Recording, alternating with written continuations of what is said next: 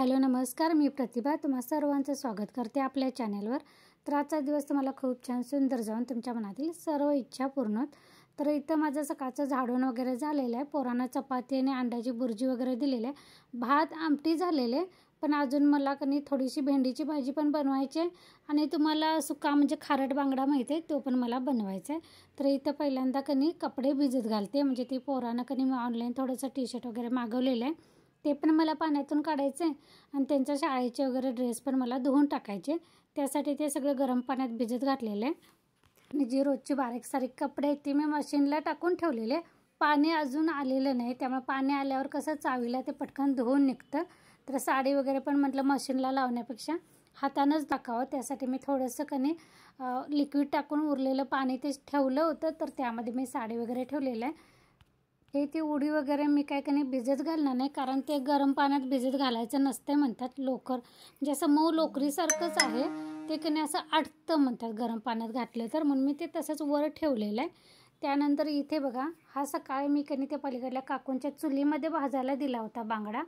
असा भाजलेला बांगडा कनी चवीला चांगला लागतो। जो खारट आपल्या बाजारामध्ये मिळतो की नाही, मीठ लावून असते बघा वाळलेला, तर तो बांगडा आहे। तो त्यांनी चुलीत कनी असं निखाऱ्यावर भाजायचा, त्यानंतर वरचं साल काढून कनी मी काटे काढून छोटे छोटे तुकडे केलेले आहेत। कसं नीलला वगैरे काटे काढायला येत नाहीत आणि मग काटे असले कनी खायला पण बघत नाहीत, त्यामुळे मी ते काटे काढून असे छोटे तुकडे करून घेतलेले। तर तुम्ही ताईनं चुलीवर जर भाजू शकत नसाल, म्हणजे चूल वगैरे जर नसेल कनी, तर ते कट करायचं। तोंडाचा भाग जर तुम्हाला स्वच्छ करायला येत नसेल तर तो टाकून द्यायचा, बाकीची पोटातली घाण काढायचा आणि छोटे छोटे कनी तुकडे करायचे आणि ते ज्वारीचं किंवा तांदळाचं पीठ लावून पूर्ण स्वच्छ धुवून घ्यायचं। आणि मग हे मी आता जी फोडणी टाकते की नाही तशा पद्धतीनं फोडणी टाकलं तरी चालतं। आता माझ्याकडे पण चूल आहे, पण अजून मी ती पेटवायला सुरुवात केलेली नाही, बाहेर मी घालून ठेवलेली आहे चूल। त्यामुळे मी ते कसं पलीकडल्या काकू असं चुलीवर पाणी वगैरे गरम करतात, तर मी त्यांच्याकडे दिलं होतं। तर इथे आता कनी मी कढईमध्ये तेल घातलेलं आहे, त्यानंतर थोडासा जिरा टाकायचा आणि कांदा टोमॅटो टाकून कनी हळद मीठ टाकून बारीक गॅसवर असं तांबूस कलर येईपर्यंत भाजून घ्यायचं। तर हा बांगडा फोडणीला टाकायच्या अगोदर कनी मी कपडे भिजवून आल्यानंतर भेंडी धुवून चिरून ठेवून कनी त्यात फक्त हिरवी मिरची आणि लसूण घालून असे भाजून घेतलेले। तर ती पण माझी भेंडी झालेली आहे।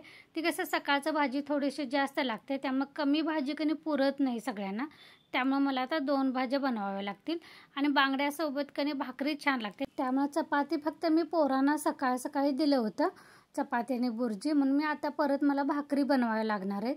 तर इथं कांदा टोमॅटो भाजतोपर्यंत कनी खाली ती भेंडी वगैरे चिरलेलं ते तसंच खाली सगळं ठेवलेलं आणि बांगडा पण मी खालीच ते असं कसं निखाऱ्यावर भाजलं कनी ते काळपटपणा येतो, मग तो मी सगळा खरडून काढला। त्यानंतर पाण्यानं ते तुकडे थोडेसे पाणी घालून कनी धुवून घेतलं होतं, तर तो सगळा कचरा खाली होता, म्हणून म्हटलं कांदा टोमॅटो भाजतोपर्यंत तो सगळा कचरा भरून टाकला।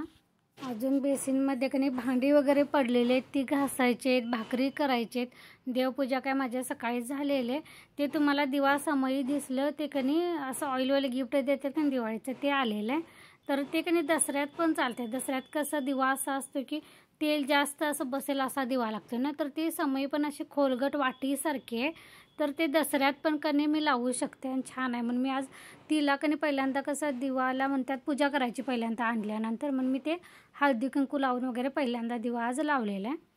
तर इथं कनी कांदा टोमॅटो चांगला तांबूस कलर येईपर्यंत भाजला की त्यामध्ये घरगुती आपली चटणी आणि मीठ थोडंसं टाकायचं, कारण ते ह्या बांगड्याला कनी म्हणजे खारटच असतं। हा वाळवताना कनी मीठ लावून ह्याला वाळवलं जातं, त्यामुळे ते मिठाचा खारटपणा कनी ह्यामध्ये उतरलेला असतो, त्यामुळे जास्त मीठ टाकायचं नाही, थोडंसं टाकायचं। त्यानंतर हे बांगड्याचे पीस टाकलेले। तुम्ही असं जर कनी सुकं करायचं असेल कोरडं तर असं झाकण ठेवून कनी बारीक गॅसवर 1-2-4 मिनिट फक्त ठेवायचा। बांगडा भाजल्यामुळं कनी तो शिजलेलाच असतो, त्याला काही वेळ लागत नाही। तर मला थोडंसं असं सार करायचं होतं, असं ओलसर सार करायचा होता, म्हणून मी थोडंसं पाणी टाकलेलं आहे आणि आता वरून कोथिंबीर टाकून कनी बारीक गॅसवर मी आता 4-5 मिनिट ठेवायचं आहे। त्यामध्ये मी आता भाजलेले शेंगदाण्याचं कनी कूट पण टाकलेलं आहे। आपण ते बांगड्याच्या साईडचं जे आपलं सारण तयार होतं की तर ते कांदा टोमॅटो आणि शेंगदाण्याच्या कुटाचं कनी सारण छान लागतं भाकरीसोबत खायला। आणि हा बांगडा कनी असं तिखटच जरासं करायचं, असं झणझणीत चरचरीत व्हायला पाहिजे, तरच ही बांगड्याची चटणी कनी चांगली लागते।